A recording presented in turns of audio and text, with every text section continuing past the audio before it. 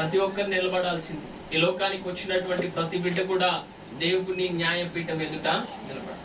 నేను నిలబడలేనయ్యా, నాకు కష్టమయ్యా అంటే దేవుడు, ఎవరైతే దేవునికి ఇష్టలుగా ఉంటారో, ఎవరైతే దేవునికి సమీపస్తులుగా ఉంటారో, దేవుడు అంటున్నాడు, మీరు తీర్పులోకి రాక మరణము దాటి జీవములోకి. తీర్పులో నిలబడరంట వాళ్ళు. ఎంత గొప్ప ధన్యత వాళ్ళకి కలిగింది. నిష్కలంకమైనటువంటి స్థితి, నిందారోపణ లేనటువంటి స్థితిని దేవుడు జ్ఞాపకం చేస్తున్నాడు. అట్టి స్థితి కలిగిన వారు ధన్యులని బైబిల్ సెలవిస్తుంది. దోషారోపణ లేనటువంటి హృదయముతో దేవుని ఎదుట నిలబడగలిగితే పౌలు అంటున్నాడు, మా అతిశయ కిరీటం మీరే అంటున్నాడు. వారు ఆ రీతిగా నిలబడి దేవుని కార్యాలు గనుక గణపరచదగితే, వారి విశ్వాస యాత్రను గనుక చక్కగా నడిపించుకోగలిగితే అద్భుతమైనటువంటి కృప దేవుడు వారికి కలగజేస్తున్నాడు. మా అతిశయ కిరీటాలు ప్రభు దగ్గర మాత్రం మీరు కనుక నిలిచారా, ఫలం ఎవరికి కలుగుతుంది? వారికి కలుగుతుంది.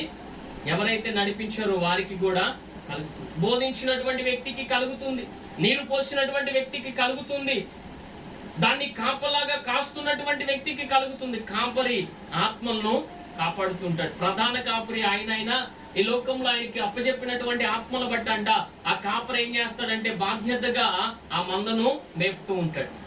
ఆ స్థితిగతులు ఎరిగినటువంటి ఆ యొక్క కృప దేవుడు కలగ చేస్తున్నాడు. మన జీవితాల్లో ఒకటి ఆలోచన చేయాలి. మనం చేస్తున్న క్రియలను బట్టి అంట దేవుని ఎదుట నిలబడతాం. ఒకనొక దినము దేవుడు మనం లెక్క అడుగుతాడు. దేవుడు నిలబెట్టినటువంటి సమయానికి మనం గనక లెక్క చెప్పకపోతే ఏమైందంట, మన హృదయంలో అనేకమైన దోషాలు ఉన్నాయి, అనేకమైన ఆరోపణలు మన హృదయమే చేసింది. హల్లెలూయా. కనపడదా దేవుడికి? అక్కడ భూలోకంలోనే తేటగా మనుషుల హృదయాలు చూచే దేవుడు పరలోకంలో నిలబడినప్పుడు కనపడుకుంటుండిద్దా? పరిశుద్ధమైన పట్టణంలో మనం నిలబడబోతున్నాం. పరిశుద్ధమైన పట్టణంలో ప్రభు తీర్పు కొరకు మనం ఎదురు చూస్తున్నాం. ఎక్కడ సిద్ధపడాలి అంటే అక్కడికి వెళ్ళినప్పుడు సిద్ధపాటు కాదు, ఈ లోకంలో ఉన్నప్పుడే మనం సిద్ధపాటు కాదు. ఈ లోకంలో ఉన్నప్పుడే ప్రజలు అనుకుంటున్నారు ఇంకా కాలం ఉంది, ఇంకా మేము నడిపించుకోవాల్సినటువంటి దినాలు చాలా ఉన్నాయి. యవనస్తులు అనుకుంటున్నారు ఇంకా మేము అనుభవించవలసినవి అనేకం ఉన్నాయి. ఇప్పుడైనా మా భక్తి, ఇప్పుడైనా ఇంత కష్టపడాల్సిన పనే వచ్చింది? దేవుడు ప్రతిదానికంట ఒక లెక్కను చూస్తాడంట. మనము నిలబడే సమయానికంట దేవునికి ఇష్టడుగా మనం నిలబడాలి. దేవుని నామాన్ని గణపరిచినటువంటి బిడ్డలుగా, దేవుని నామాన్ని మహిమపరిచినటువంటి బిడ్డలుగా మనము నిలబడినప్పుడు నిశ్చయముగా దేవుని యొక్క నామానికి మహిమ కలుగుతుంది. దేవుని నామం మహిమపరచబడాలి. అయ్యా నేను నిలబడ్డాను ప్రభువా, నీ యొక్క ఫలాన్ని నేను పొందుకున్నాను. భక్తుడైన పౌలు అన్నాడు, ఈ లోకంలో ఉండగానే ఆయన చెప్పిన మాట ఏంటో తెలుసా? నా కొరకు నీతి కిరీటము. అంటే ఆయన లెక్క ఎలా ఉంది దేవుని ఎదుట? చక్కగా ఉంది. నా ప్రయాస ప్రభువుకి తెలుసు. ప్రభువు నన్ను దర్శించిన కాలం నుండి నేను ఏ రీతిగా నడిపించబడ్డాను ఆయనకి తెలుసు. నన్ను దేవుడు ఎన్నిక చేసినటువంటి దినము నుండి నేను వెనుకకు తిరిగిన అనుభవాలు లేవు. నన్ను దేవుడు ఏర్పాటు చేసుకున్నటువంటి దినము నుండి నేను దేవుని మరిచినటువంటి అనుభవాలు లేవు అని ఆయన చెప్పిన మాట ఏంటంటే నా కొరకు నీతి కిరీటం. అయ్యా పౌలు ఎక్కడ ఉంచబడిందంటే పరలోకంలో. భూలోకంలో కాదు ఫలం ఆయన కోరుకుంది, పరలోకంలో ఆయనకి ఫలము ఉంచబడింది. దేవుడు ఉన్నతమైనటువంటి కృప ఆయనకి కలగచేశాడు. మన ఫలాలు పరలోకంలో అధికం అవ్వాలి, మన ఫలాలు పరలోకంలో గొప్ప చేయబడాలి. మనకి ఇవ్వాల్సినటువంటి దీవెనలన్నీ దేవుడు సమృద్ధిగా దేవుడు మనకి కలగచేస్తాడు. ఉన్నతమైనటువంటి కృపని దేవుడు చూపిస్తాడు. అల్పులైన వారిని దేవుడు గనులుగా ఎంచుతాడంట. అల్పులైన వారు, యోగ్యత లేనటువంటి స్థితిలో ఉన్నటువంటి వారు ప్రభువు సమీపస్తులుగా మార్చబడినప్పుడంట వారికి గొప్ప కార్యాలు దేవుడు చేస్తాడు. 4వ మాటగా ప్రభు చెప్తున్నాడు. 4వ మాట కనుక మనం చదివితే యెషయా గ్రంథము 51వ అధ్యాయములో, దీపవాసులు నా తట్టు చూచి నిరీక్షణ కలవారు అవుతారు. దీపవాసులు అంట ఆయన వైపు చూస్తారు. ఈరోజు లోకం అంతా ఆయన వైపు చూస్తుంది. ప్రతి మోకాలంట ఆయన నామములో దేవుడు సెలవిస్తున్నటువంటి మాట. వారు నా వైపు చూడగా వారికి ఏం కలుగుతుందంటే నిరీక్షణ కలుగుతుంది. నిరీక్షణ ఎందుకు వచ్చిందో తెలుసా? ఎంతో ఓపికతో వారు కనుక కూర్చోగలిగితే ఆధారపడినటువంటి ఆ ఆధారం వారిని ఎప్పుడు సిగ్గుపరచదు అన్నటువంటి వ్యక్తులు ఏం చేస్తారంటే నిరీక్షణతో ఎదురు చూస్తారు. నిరీక్షణతో ఎదురు చూడగా నిశ్చయముగా దేవుని దగ్గర ఫలము పొందుకున్న వారు ఉన్నారు. కీర్తనకారుడు అంటాడు తన మాటగా 33వ కీర్తన 22వ వచనం కనుక మనం చదివితే ఒక చక్కని మాటను ఆయన మనకి తెలియజేస్తున్నాడు. కీర్తన భాగము, మేము యెహోవా నీ కొరకు కనిపెట్టుచున్నాము, నీ కృప నా మీద ఉండును, మా మీద ఉండును గాక. హల్లెలూయా. ఆయన ఇచ్చే కృప అంట మా మీద, దానికోసం కనిపెట్టుకుంటూ ఉన్నారంట, దానికోసం ఎదురు చూస్తూ ఉన్నారు. ఆ కృప కోసం కనిపెట్టుకోవటం అనేది చాలా గొప్ప ధన్యత. ఆయన మీద ఆధారపడిన హృదయాలు, ఆయన్ని ఆధారం చేసుకున్నటువంటి హృదయాలు, ఆయన నామాన్ని గణపరిచేటువంటి హృదయాలు, ఆయన తట్టు చూసినటువంటి హృదయాలంట నిశ్చయంగా ఏం కలుగుతాయి అంటే ఫలాలు పొందుకుంటాయి. దేవుడు సెలవిచ్చినటువంటి మాట, వారు నా తట్టు చూడగా వారికి ఏం కలుగుతుందంటే నిరీక్షణ కలుగుతుంది. దేవుని వైపు చూసిన హృదయము మాత్రమే నిరీక్షణను ఆధారం చేసుకుంటుంది. ఎందుకో తెలుసా, ఈ బైబిల్ గ్రంథంలో మీరు చదువుతున్నటువంటి ప్రతి భాగములో దేవుడు లేకుండా ఎక్కడ కార్యం జరగదు. హల్లెలూయా. దేవుడు ఎక్కడ ఈ సందర్భంలో దేవుడు లేడండి అంటానికి ఉందా? అపోస్తులు అద్భుతాలు చేశారంటే ఎవరి నామంలో చేశారు? యేసయ్య నామాన్ని వారు ఉచ్చరించగా, యేసయ్య నామాన్ని వారు స్తుతించగా, యేసయ్య నామముతో వారు ముందుకు వెళ్తుండగా వారి చేతి రుమాలు తగిలినా కూడా స్వస్థత కలిగి. ఎవరిచ్చేది ఈ అధికారం? ఆయన శిష్యులను ప్రార్థన చేసి మీకు అధికారం ఇస్తున్నానని చెప్పి వారికి ప్రార్థన చేసి పంపించాడంట. అధికారం ఇచ్చిన వాడు వాటన్నిటినీ సఫలము చేయగలిగినటువంటి వాడు. ఆయన దగ్గర ఉందే అధికారం, ఆయనకి ఇచ్చాడు దేవుడు, తండ్రి ఆయనకి అధికారం ఇచ్చాడు. ఆ అధికారాన్ని ఏం చేశాడంటే తన బిడ్డలకి దేవుడు ఇచ్చాడంట. ఈరోజు ఆ అధికారము భూమి మీద ఏలుబడి చేస్తుంది గనుక అనేక మందికి విడుదల కలుగుతుంది. ఈ రోజు అధికారం గనుక లేకపోతే, యేసు నామములో ఆ శక్తి లేకపోతే ఈ రోజు అనేక మంది దేవుని వైపు చూచేవారా? దేవుని కోసం ఎదురు చూచేవారా? దేవునిలో నిరీక్షణ కలిగి ఉండేవారా అంటే ఆ నిరీక్షణ ఉండేది కాదు. ఈ రోజు కార్యాలు చూస్తున్నాం గనకే దేవా నువ్వే చెయ్యాలి, నువ్వే రావాలి ప్రభు అని మనం అడుగుతున్నాం. నిరీక్షణతో ఎదురు చూడటం అంటే ఒక కార్యము విషయంలో విశ్వాస జీవితానికి ఎన్నో పరీక్షలు వస్తాయి. దేవుని సన్నిధానంలో ఆ కార్యాన్ని పొందుకునేటప్పటికి ఎన్నో ఆటంకాలు వస్తాయి, ఎన్నో అవరోధాలు వస్తాయి. పొందుకునే సమయానికి ఇంకా కొద్ది కాలము ఇంకా సిద్ధముగా ఉంది అనే సమయంలో తప్పిపోయినటువంటి బిడ్డలు కూడా ఉన్నారు. హల్లెలూయా. ఆ కార్యాన్ని పొందుకోలేక తప్పిపోయినటువంటి బిడ్డలు కూడా వారిని బట్టి ప్రభు ఆనందించాలి. నిలిచి ఉండండి, మీరు కార్యము జరిగే వరకు నిలిచి ఉండండి. ఊరకనే మీరు నిలిచి ఉండండి, దేవుని మహిమను మీరు చూస్తారు. ఏమైనా కష్టపడాల్సిన పని ఉందా? కానీ దేవుని మీద ఆనుకున్నటువంటి వ్యక్తుల జీవితాలంట నిశ్చయముగా దేవుడు సమాధానముతో ఏ కార్యమైతే ఆ బిడ్డ పట్ల దేవుడు చేయాలనుకుంటున్నాడో ఆ కార్యాన్ని నిశ్చయముగా జరిగించాడు. నిరీక్షణ మనకు కావాలి, ఓపికతో మనం ఎదురు చూడాలి. నిరీక్షణ కలిగినటువంటి వారిగా మనం ఎప్పుడైతే ఉండగలుగుతామో నిశ్చయముగా దేవుని ఫలాన్ని మనం పొందుకుంటాం. దశలోనిక కొలసి సంఘానికంటే ఒక మంచి నిరీక్షణ కలిగి ఉన్నారంట. పత్రిక కనుక మనం చదివితే కొలసీలకు రాసినటువంటి పత్రిక 1వ అధ్యాయము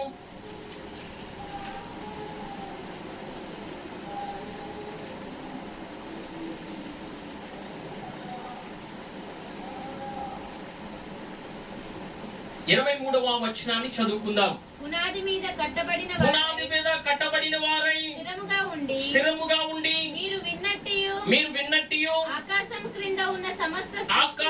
క్రింద ఉన్న సమస్త సృష్టికి ప్రకటింపబడినట్టియు ఈ సువార్త వలన కలుగు నిరీక్షణ నుండి తొలగిపోక విశ్వాసమందు నిలిచియుండిన యెడల ఇది మీకు కలుగును. హల్లెలూయా. ఏమన్నాడంట? నిరీక్షణ నుండి తొలగిపోక విశ్వాసమందు నిలిచియుండిన యెడల ఇది మీకు ఏం కలుగుతుంది? ఏ సువార్త అయితే ఆయన చెప్తున్నాడో ఆ సువార్తను అంగీకరించినప్పుడు, ఆ సువార్త విత్తనము వారి మీద వేసినప్పుడు దానిలో గనుక వారు నిలిచి ఉన్నట్లయితే నిశ్చయముగా వారికి ఫలం అనేది కలుగుతుంది. నిశ్చయముగా వారు ఫలభరితంగా మార్చబడతారు. నిశ్చయముగా వారి యొక్క జీవితంలోనంట నిశ్చయముగా వారు ఫలాన్ని పొందుకుంటారంట. ఎప్పుడో తెలుసా? నిరీక్షణలో వారు ఉన్నప్పుడు, విశ్వాసం నిరీక్షణతో ఎదురు చూసినప్పుడు, నిరీక్షణలో తొలగిపోకుండా. అబ్రహాం ఎదురు చూసిన దినములు సంవత్సరంలో ఎన్నంట? 75 సంవత్సరంలో పిలిస్తే 100 సంవత్సరంలో ఎంత ఓపిక? చాలా ఓపిక. అందుకే ఆయన విశ్వాసులకు తండ్రిగా చేపట్టాడు. ఆయన నిరీక్షణ చాలా గొప్పది. ఆయన నిరీక్షణ ఈ భూమికి సంబంధించింది కాదు, ఈ లోకానికి సంబంధించింది కాదు. దేవుడే ఆయనకి నిరీక్షణకు ఆధారముగా చేసుకున్నాడు. నిశ్చయంగా ఆయన వైపు చూస్తున్నాడు. ప్రభువు నాకు కార్యాన్ని జరిగిస్తాడని. ప్రభు నిశ్చయముగా నన్ను దర్శిస్తాడు. అందుకే ఆయన చెప్పిన మాట ఏంటో తెలుసా? ఇది పునాదులు కలిగిన పట్టణం కాదు, పరలోకమే పునాదులు కలిగిన పట్టణం. అందుకని ఆయన నిరీక్షణతో ఎదురు చూస్తూ ఈ లోకంలో ఎలా ఉన్నాడంటే, అబ్రహాము గుడారాల్లో మాత్రమే నివాసం చేశాడు. ఇది శాశ్వతమైన పట్టణం కాదు. దేవుని వైపు చూసిన హృదయాల కంట నిశ్చయముగా దేవుడే శాశ్వతుడుగా కనపడతాడు. దేవునికి మించినది వేరొకటి లేదనే అనుభవంలోకి వారు వెళ్తారు. నిశ్చయముగా దేవుని మీద మాత్రమే వారి కనుదృష్టిని. దీపవాసులు ఆయన తట్టు చూడగా, దీపవాసులు ఆయన వైపు కనులెత్తగా వారికి ఏం కలిగిందంటే నిరీక్షణ కలిగింది. యేసు వైపు మాత్రమే మన కనులు ఉండాలి. దేవుని వైపు చూచినటువంటి ప్రతి హృదయాన్ని దేవుడు దర్శిస్తాడు. ఒక నేల ఎదురు చూస్తుందంట, వర్షము కోసం ఎదురు చూస్తున్న నేలను దేవుడు దర్శింపగా దానిలో నుండి ఏమొస్తున్నాయి అంటే ఫలాలు వస్తాయి. దేవుడు దర్శించినటువంటి నేల ఎలా ఉందంటే బీటలు వాడిపోయి అది ఎండిపోయినటువంటి అనుభవాల్లో అక్కడ విత్తనం వేసినప్పుడు ఏమైంది? విత్తనం కూడా. దేవుడు అంటున్నాడు, మీరు నిలిచి ఉన్నారా, తొలగక ఉన్నారా, నిరీక్షణలో తొలగక ఉన్నారా, ఖచ్చితంగా విశ్వాస సంబంధమైనటువంటి ఫలమును మీరు. దేవుని వలన మాత్రమే అది సాధ్యమవుతుంది. దేవుని వలన మాత్రమే అది మీకు కలుగుతుంది. ఇక చివరి మాటగా ఆయన చెప్పినటువంటి మాటని కనుక మనం జ్ఞాపకం చేసుకుంటే, అదే యెషయా గ్రంథము 51వ అధ్యాయము 5వ వచనంలో చివరి మాటని జ్ఞాపకం చేసుకుందాం. వారు నా బాహువులను ఆశ్రయింతురు. హల్లెలూయా. ఆయన బాహువును వారు ఆశ్రయించారంట. ఏ స్థితిలో? ఏ స్థితిలోనైనా ఆయన బాహువును మాత్రమే ఆశ్రయించారు. అందుకే భక్తుడైన కీర్తనకారుడు అన్నాడు, అయ్యా వారి విజయానికి కారణం వారి బాహువులు కాదు, నీ బాహువే, నీ ముఖకాంతియే. వారిని నువ్వు దర్శించావు గనక వారు ఏం కలిగిందంటే వారు అద్భుతమైన స్థితిలో ఉండగలిగారయ్యా. దేవుణ్ణి ఆశ్రయించినటువంటి నరుడు నిశ్చయముగా. దేవుడు అంటున్నాడు, బేతల్ని మీరు ఆశ్రయించొద్దు, బెర్షెబాను మీరు ఆశ్రయించొద్దు. దాన్ని గనక మీరు ఆశ్రయపురాలుగా మీరు చేసుకుంటే దేవుడు అంటున్నాడు, వాటిని నేను వాటిని మీ నుండి తొలగిస్తాను. నన్ను ఆశ్రయించండి, అప్పుడు మీరు బ్రతుకుతారు. దేవుణ్ణి ఆశ్రయించకపోవటం కూడా శాపగ్రస్తమైనటువంటి స్థితేనండి. యెహోవాను ఆధారము చేసుకోకుండా ఎవని మనసు అయితే దేవుని వైపు నుంచి తొలగిపోతుందో వాడు నిశ్చయముగా శాపగ్రస్తుడు అని బైబిల్ సెలవిస్తుంది. దేవుడు అంటున్నాడు, ఏ సమయంలో ఆశ్రయించినా దేవుడు నిశ్చయముగా మన మొరని ఆలకిస్తాడు. ఇశ్రాయేలు జీవితంలో దేవునికి ఎన్నో వ్యతిరేకమైన కార్యాలున్నా కష్టకాలంలో వారు మొర్రపెట్టిన నిశ్చయముగా దేవుడు వారి పక్షమున కార్యాన్ని జరిగించేవాడు. అయ్యా వారు కష్టకాలంలోనే మొరపెడుతున్నారయ్యా, అన్ని వేళలా నీ యొక్క మహిమలో వారు ఉండట్లేదయ్యా, నిన్ను ఆరాధన చేయట్లేదని ఒక నెపము వారి మీద వేయబడినా కూడా దేవుని ప్రేమ ఏం చేస్తుందంటే వారు మొర్ర పెట్టినటువంటి మొర్ర వైపు మాత్రమే కనుదృష్టి నిలిపేడే తప్ప వారి క్రియల వైపు దేవుడు కనుదృష్టిని నిలుపలేదు. దేవుడు అంటున్నాడు, విశ్వాస జీవితం మొదలైన తర్వాత అంట పౌలు సౌలుగా ఉన్నప్పుడు అనేకమైన కార్యాలు చేశాడు, దేవునికి వ్యతిరేకమైన కార్యాలు చేశాడు. కానీ ప్రభు దర్శించినాక, దేవుళ్ళలోకి వచ్చినాక దేవుని యొక్క కార్యాలకు మాత్రమే చోటిచ్చాడు. అంతకు ముందున్న కార్యాలు ఏమైనాయి ప్రభు అంటే వాటన్నిటిని దేవుడు కొట్టేశాడు. హల్లెలూయా. దేవుళ్ళకి వచ్చిన మన జీవితాల్లో కూడా అంతే. దేవునిలోకి మనం నడిపించబడిన తర్వాత పూర్వపు ఉన్నటువంటి స్థితిని మొత్తం దేవుడు. అందుకే ఆయన అన్నాడు, వెనక ఉన్నటువంటి వాటిని మరచి ముందున్న వాటి కోసం నేను పరిగెడతాను. వెనకటిని జ్ఞాపకం చేసుకుంటే వెనకటి అనుభవాలు మనల్ని బలహీనపరుస్తాయి. వెనకటి అనుభవాలు దేవునితో సహవాసం ఉండదు. వెనకటి అనుభవాలు అంటే అది దేవునికి ఇష్టమైనటువంటి జీవితము కాదు. కానీ దేవుడు దర్శించిన తర్వాత మనం అంటున్నాడు, ఎవరినైతే దర్శించాడో వాళ్ళక్క నూతన సృష్టిగా దేవుడు చేస్తాడు. పాతవి గతించును, సమస్తము. దేవుడు ఒక నూతనమైన అనుభవాల్లోకి మనల్ని నడిపిస్తాడు.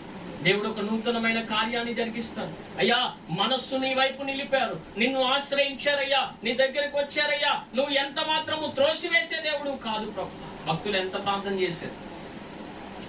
ఆయన ఎవరిని త్రోసివేసే దేవుడు కాదు, ఆయన అందరినీ అంగీకరించే దేవుడు. ఏ ఆత్మ అయినా అంగీకరించబడేది ఎంతవరకు తెలుసా? కృపాకాలము కొనసాగే వారికి. హల్లెలూయా. కృపాకాలం అయిపోయిన తర్వాత ఇంకొక కాలం వచ్చింది. ఏం కాలం? అది ప్రభు కాలం. ప్రభు ఆ సమయంలో ఏ కార్యం చేయాలనుకుంటే ఆ కార్యాన్ని శ్రమల కాలం. కృపాకాలం దాటిన తర్వాత శ్రమల కాలం మొదలైంది. ఇంకా ఆయన చేతికి వెళ్ళిపోయిందంటే మనం ఏమి కృపాకాలములోనే ఆయన కృప కొరకు గనుక మనం కనిపెట్టుకోగలిగితే నిశ్చయముగా దేవుడు మన పక్షమున కార్యాన్ని జరిగిస్తాడు. ఆయన అంటున్నాడు, నా నీతి సమీపంగా ఉంది, నా రక్షణ బయలుదేరింది, నా తట్టు తిరిగినటువంటి జనులకు నిరీక్షణ కలుగుతుంది. నన్ను ఆశ్రయించినటువంటి జనాంగానికి నా బాహువులు నిలబడంట వారికి ఏం చేస్తున్నాయంటే క్షేమాన్ని కలిగిస్తాయి. ఆయన బాహువులో క్షేమం ఉంది, ఆయన రెక్కల నీడలో భద్రత దాగు. దేవుడు అంటున్నాడు, వారు గనుక నిలిచినట్లయితే వారి నీతంట నది వలె ప్రవహించిద్దంట. వారి యొక్క జీవితంలో ఆత్మీయతలో దేవుడు వృద్ధిని కలగజేస్తాడు. ఎందుకంటే వృద్ధి పరిచేది దేవుడే. ఎంతమంది ఇక్కడ నిలబడి వాక్యాలు చెప్పినా వారి యొక్క జీవితంలో అది ఫలాన్ని ఇవ్వాలంటే నిశ్చయముగా దేవుడు కార్యము చేయాలి. నిశ్చయముగా దేవుడు అట్టి మనస్సును కలగచేయాలి. నిశ్చయముగా దేవుడు వారిని దర్శించాలి. దేవుడు దర్శించినటువంటి నేల ఫలభరితంగా మార్చబడదు. దేవుడు దర్శించాడా, ఆ నేల నిశ్చయముగా ఫలభరితంగానే. అపవాది దానిలో ఎన్నైనా ఇని, హల్లెలూయా, ఎన్ని ముండ్ల తొప్పులైనా పెంచని. ఏ రీతిగా చేసిన ప్రభు వాటిని ఏం చేస్తాడు? వాటన్నిటిని తొలగిస్తాడు. వాటన్నిటి నుంచి విడుదల కలగజేస్తాడు. అందుకే కీర్తనకారుడు అన్నాడు, నీతిమంతునికి కలుగు ఆపదలు అయినా ప్రభు అంటున్నాడు వాటన్నిటి నుంచి విడుదల కలగజేస్తాడు. ఎందుకంటే ఆయనకి అధికారం ఉందంట, సమస్త అధికారం ఆయన దగ్గర ఉందంట. అయ్యా, ఎలాగా ఈ కార్యాలు నువ్వు జరిగిస్తున్నావంటే ఆయన ఒక చక్కని మాటను తెలియజేస్తున్నాను. 1 కొరింథీ పత్రిక చివరి మాటగా మనం చదువుకుందాం. 1 కొరింథీ పత్రిక 15వ అధ్యాయము 27-28 వచనాలు చదువుకుందాం. 1 కొరింథీ పత్రిక 15వ అధ్యాయము 27-28 వచనాలు. దేవుడు సమస్తమును క్రీస్తు పాదముల కింద లోపరిచి ఉంచెను. సమస్తమును లోపరచబడి ఉన్నదని చెప్పినప్పుడు ఆయనకు సమస్తమును లోపరిచిన వాడు తప్ప సమస్తమును లోపరచబడి ఉన్నదని సంగతి విశదమే.